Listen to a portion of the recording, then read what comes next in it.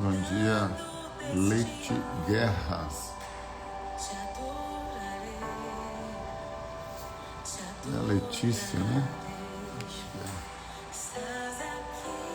Bom dia, Celeste. Bem-vinda.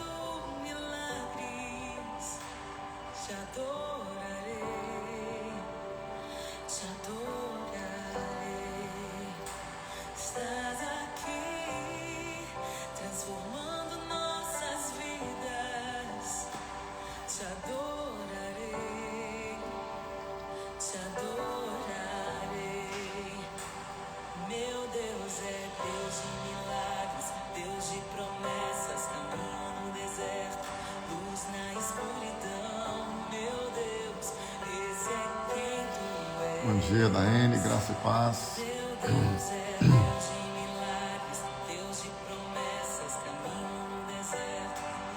Bom dia, Marli.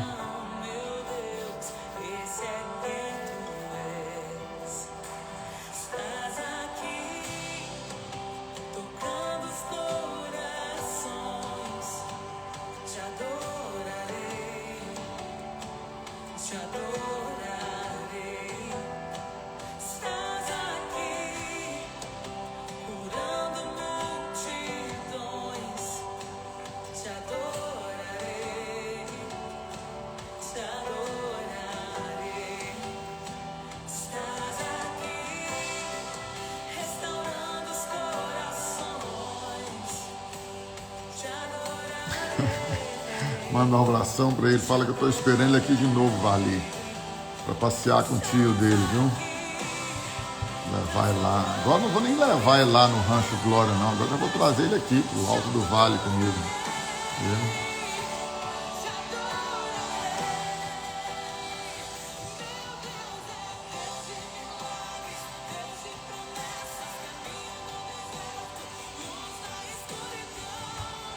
Muito bom esses netinhos, né, Vali? Coisa gostosa demais.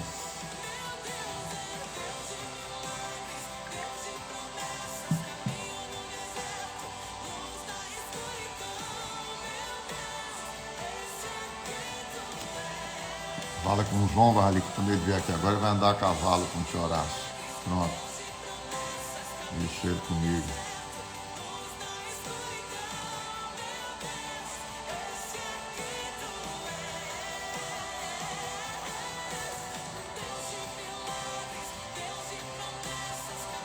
Beijão pra ele também.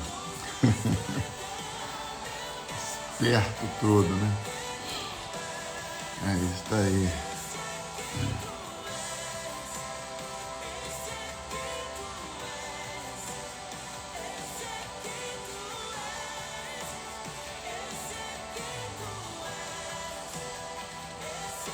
Bom dia, Bárbara.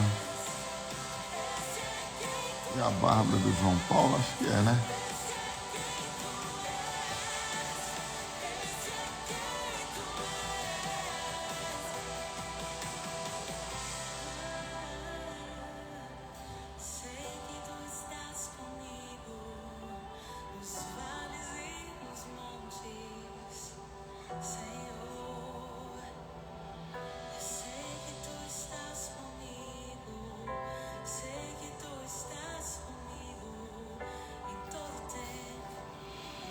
Muito bem, você já pode ir preparando a sua Bíblia em Filipenses, capítulo número 1. Bom dia, Soli. Espero que tenha chegado tudo bem, tudo bem lá. Aquele lugar maravilhoso, nosso parque de diversões para os trilheiros, né, Soli? A Serra da Canastra, maravilhosa. Espero que esteja tudo bem com Viviane, ela, toda a sua casa. Beijão para a turma toda aí.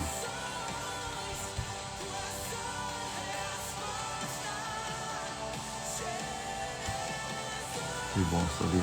Que bom.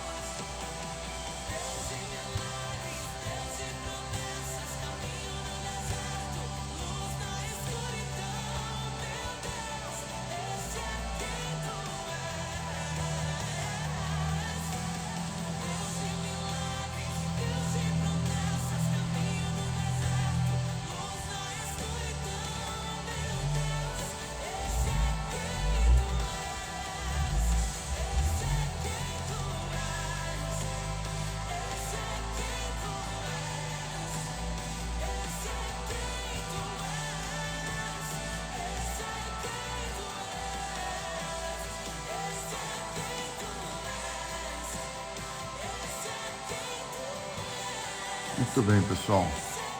Bom dia novamente para aqueles que chegaram depois, né? Vamos refletir nesta manhã, pensar juntos em uma verdade muito importante para você e para mim. Eu coloquei como título aqui, vivendo para Ele, vivendo para Deus, vivendo para o Senhor, vivendo para que Ele em todo tempo seja glorificado. Você e eu precisamos ter em mente de forma muito clara, isto é importante, que a nossa vida não tem outra razão, outro sentido de ser, senão vivermos para a glória de Deus. E é interessante porque a Bíblia nos ensina que todas as promessas de Deus e as bênçãos dele, os milagres, os prodígios, os sinais, as maravilhas, tudo que Deus quer realizar em nossas vidas e por meio das nossas vidas, tem como propósito maior que Ele, Deus, seja glorificado. Eu acho isso extremamente importante, porque primeiro a gente não precisa viver uma vida minguada, fracassada, derrotada, até porque mesmo em meio às tribulações, privações, necessidades, adversidades, mesmo em meio às perseguições, a todo tipo de luta e conflito e crise que nós possamos viver, ainda assim, Deus deve ser glorificado por meio das nossas vidas. Por quê? Porque mesmo em meio ao sofrimento, você e eu podemos crescer. Jesus, diz a Bíblia, foi aperfeiçoado naquilo que sofreu. E nós não somos diferentes. Até em meio à dor, nós podemos e devemos ser aperfeiçoados. Sempre com o propósito de vivermos para a glória de Deus. Não importa onde, quando, com quem, como, em todo tempo é viver para Ele. Porque a Bíblia diz que Ele morreu, você e eu experimentamos na pessoa de Cristo a morte sua, minha, do nosso velho homem, através da morte dele.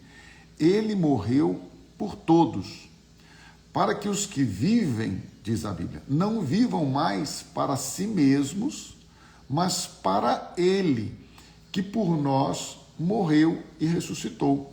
Ora, este fundamento bíblico deve ser aplicado nas nossas vidas como experiência primária, como experiência primeira. Ou seja, eu não vivo mais para mim mesmo, eu vivo para Ele. Então a reflexão é, como está a sua vida hoje? Você hoje levantou-se e dedicou o seu tempo, sua primeira parte do seu dia, o primeiro tempo do seu dia para Ele? Você se dedicou à oração, à intercessão, à adoração, ao louvor? Você consagrou-se ao Senhor? Você dedicou tempo de relacionamento com Ele, na oração, na intimidade, na reflexão da palavra? Isso é fundamental. É muito bom a gente ter essa live aqui, segunda, quarta e sexta, esse tempinho aqui, mas, meu amado, minha amada irmã, isso aqui não pode ser a nossa devocional. Eu sei que talvez isso frustre você, a frustração vem porque muitas pessoas, para atrair público, né? Não, faça sua devocional. Olha, me perdoe, você pode usar os textos, usar uma reflexão como parte da sua devocional, mas não pode ser. Você precisa, eu preciso, nós precisamos ter tempo com Deus, tempo de oração, tempo de leitura da palavra, tempo de meditação, é muito importante. Então, quando a Bíblia diz que nós agora vivemos para Ele, que por nós morreu e ressuscitou. E a Bíblia nos ensina que quando Cristo morreu, Ele nos fez morrer juntamente com Ele. Com Ele, Ele crucificou o nosso velho homem, nossa velha vida, nossa velha maneira de viver, nossos velhos conceitos, os modelos, a maneira da gente pensar. Por isso que a Bíblia diz que vocês pensem, tenham a mente de Cristo.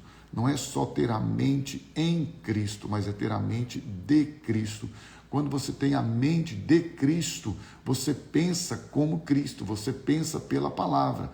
Não é que nós não tenhamos liberdade, livre-arbítrio, não é que nós não tenhamos a capacidade de pensar, de raciocinar, não é isto. Mas ter a mente de Cristo é você pensar como Cristo, no sentido de que a palavra de Deus deve ser o fundamento, a base para a nossa conduta, para a nossa história, para aquilo que nós, você e eu, vivemos a vida no dia a dia. Então, as nossas ações, reações, atitudes, pensamentos, intenções, motivações devem estar voltadas, ligadas na mesma maneira que Cristo pensa, age, reage, age em todo o tempo. Ele se move através da sua, da minha, da nossa vida. Claro que nós não somos impecáveis, não somos infalíveis, não somos perfeitos no sentido, como eu disse aqui, da imperfeição ou da infalibilidade. Mas nós estamos em um processo de aperfeiçoamento pela vida ressurreta de Cristo em nós. E Ele vive a vida dele em nós para que nós possamos nos relacionar uns com os outros a partir do amor. Quando Paulo escreve aos irmãos que estão em Filipos, no capítulo número 1, ele fala a respeito da alegria dele em relação a esta igreja, em relação a esses irmãos. E eu penso que isso é o que nós, você e eu, devemos sentir em relação à congregação, em relação ao local que nós nos reunimos. Eu tenho pautado da seguinte forma, me posicionado da seguinte forma, em relação às pessoas que congregam conosco, que desejam congregar ou que pensam ou que decidem não congregar mais.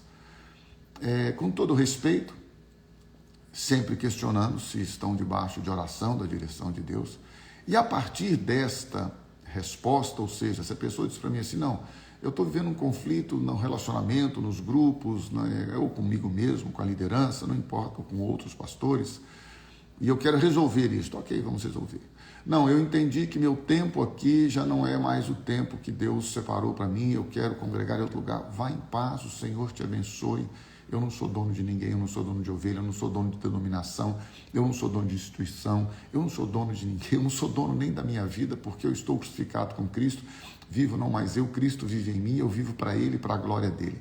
Se a pessoa vem congregar conosco, ok, o ideal, o melhor, é que ela pudesse entender que ela está entrando em uma estrutura que já existe há 33 anos em Valadares e 43 anos no Brasil.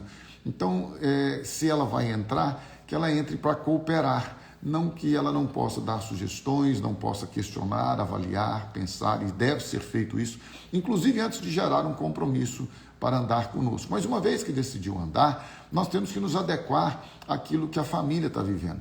Nós, como comunidade da graça, pensamos em uma igreja em relacionamentos uns com os outros, na transparência, na verdade, na lisura, falando, expondo, compartilhando nossos sentimentos, para que esta igreja, o corpo de Cristo, não a instituição em si, mas a igreja, as pessoas, elas possam viver em amor. E Paulo, então, refere-se a esta igreja em Filipos, no capítulo de número 1, no versículo número 9, e ele fala assim, olha, eu tenho uma oração, eu faço uma oração por esta igreja. Eu tenho feito isso também pela nossa comunidade. Eu tenho orado a Deus todos os dias, para que a comunidade da graça em Governador Valadares experimente isto que Paulo diz aqui. Esta é a minha oração. Filipenses 1:9. E esta é a minha oração por você e por nós nesta manhã. Que o amor de vocês aumente cada vez mais em conhecimento e em toda percepção. Quando você aumenta o seu amor em conhecimento, quando ele se expande em conhecimento, quando ele se expande em aprofundar a natureza da essência do amor de Deus, porque este amor, ele faz com que você e eu possamos não só andar uns com os outros, servir uns aos outros, mas perdoar uns aos outros na medida com a qual fomos perdoados pelo Senhor. Então isso é muito gostoso, isso é muito bom, porque apesar das diferenças, apesar das crises que possamos viver nos relacionamentos, a gente estabelece como critério, como tripé desse relacionamento, desta vivência, não é? O amor que serve, o amor que suporta, o amor que perdoa. Então isso é muito bom. E ele diz que este amor aumente neste conhecimento e que aumente também na percepção, na sensibilidade. é também uma das coisas que eu oro muito a Deus, que Ele nos dê como igreja, a partir de cada um, a percepção, a sensibilidade, o discernimento, para que nós possamos abençoar uns aos outros, sentir a dor um do outro, andar um com o outro, procurar a cada dia abençoar, este amor que não seja em palavras, mas que seja em atitudes. Atitudes estas, ações estas, que são, eu penso, muito mais eficientes quando você decide aquém dos seus sentimentos e de você mesmo. Eu decido amar, eu decido perdoar, eu decido servir, eu decido caminhar, eu decido repartir, eu decido congregar, eu decido estar com meu irmão por uma questão da consciência cristã, porque o amor não é aquilo que se fala, é aquilo que se faz. Se você olhar em Atos, capítulo 1, a Bíblia diz que Jesus começou, quando Lucas escreve para Teófilo a respeito das coisas que ele estava conhecendo, relatando, buscando, e ele então diz assim, olha, eu quero dizer a vocês que Jesus começou a fazer e ensinar. A prática de Jesus, o exemplo de Jesus, a pregação de Jesus, antes das palavras, vinha com a vida, com o ser, com o fazer. Então não adianta eu dizer, eu amo você, mas eu não perdoar você, eu não servir você, eu não querer estar com você. Então, o apóstolo Paulo diz, eu oro, esta é minha oração, e esta é minha oração por você, por mim, por nós, como igreja, como corpo de Cristo, como congregação do Senhor. Que o amor aumente. Amor, ele é algo que você exercita. Amor é algo que você, como eu disse, no que se faz, ele aumenta, ele expande. Eu só posso experimentar o amor de Deus na minha vida através da sua vida. Eu conheço Jesus através de você. Eu sei que Cristo existe através de você, do seu amor, da sua ação, da sua reação diante das circunstâncias da vida. É assim que a gente vive a vida cristã. Então ele diz que o amor aumente, vamos aumentar este amor. Para discernirem, para terem discernimento, o que é melhor. E esse discernimento, este conhecimento acompanhado de percepção, nos leva ao entendimento, à revelação, à clareza do que é melhor para nós. E ele diz, a fim de vocês serem puros e irrepreensíveis até o dia de Cristo. O dia de Cristo, quando a Bíblia fala nele, justamente relacionando, como ele fala assim, estou convencido de que aquele que começou a boa obra em vocês vai completá-la até o dia de Cristo. Paulo repete isso aqui em Filipenses, tanto no versículo 6, quanto no versículo 10, ele diz, vocês vão experimentar isto até o dia de Cristo, ou seja, até a volta de Cristo, nós vamos experimentar o aumento do amor de Deus, esse amor que está derramado nos nossos corações pelo Espírito Santo que nos foi dado. Então você já tem o amor de Deus, você não precisa pedir amor. Ah, Deus me dá amor pelo meu inimigo, me dá amor pelo meu marido, me dá amor pela minha esposa, me dá amor pelas pessoas. Você já tem o amor de Deus. O amor de Deus, diz a Bíblia, já está derramado nos nossos corações pelo Espírito Santo que nos foi dado. Mas usar, decidir, praticar, exercer, fazer valer em ações e reações, atitudes, este amor, é algo que você e eu precisamos estabelecer. Então registre isto.